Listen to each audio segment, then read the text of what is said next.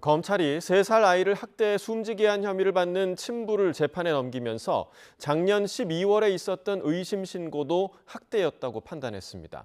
당시 지자체와 경찰 대응에 책임론이 불가피할 것으로 보이는데요. 취재기자 연결해서 자세히 알아보겠습니다.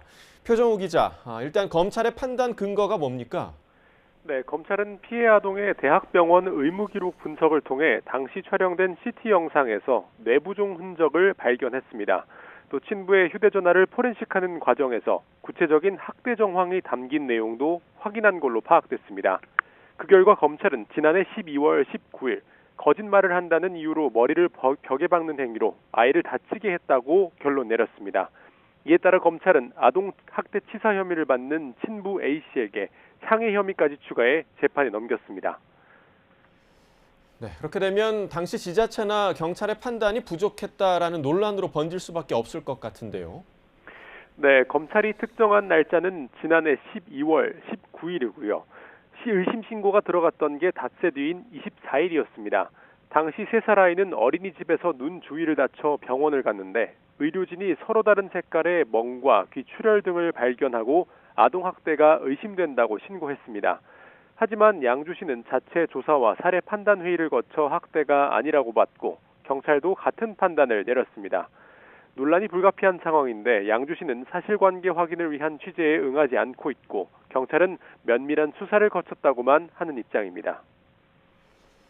네, 그렇다면 함께 체포됐던 친모는 어떻게 됐습니까? 네, 경찰이 친모를 아동학대 혐의로 긴급 체포했다가 풀어준 게 지난달 10일입니다. 한 달 가까이 불구속 상태로 수사하고 있는 셈입니다. 검찰은 친부를 재판에 넘기면서 비정상적인 양육 방식으로 아이를 학대했다고 표현했습니다. 특히 친부가 아이를 돌침대에 던져 숨지게 한 날도 친모가 함께 집에 있던 걸로 파악됐습니다. 친모의 혐의까지 구체적으로 규명될지 지켜봐야 할 것으로 보입니다. 네, 그런가 하면 시흥에서 8개월 된 아들을 리모컨으로 때려 숨지게 한 친모는 검찰에 넘겨졌다고요? 네, 경기 남부경찰청 여성안전과는 오늘 아동학대 살해 혐의를 받는 30대 친모 A씨를 수원지방검찰청 안산지청에 구속 송치했습니다.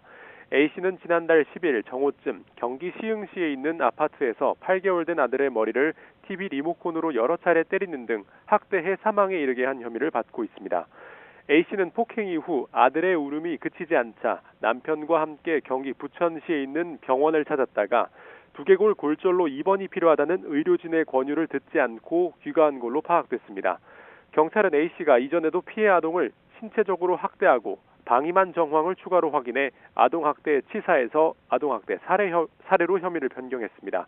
경찰은 친모의 학대를 방임하고 의료진의 입원 치료를 거부한 혐의로 친부도 입건해 조사하고 있습니다. 지금까지 사회부에서 전해드렸습니다.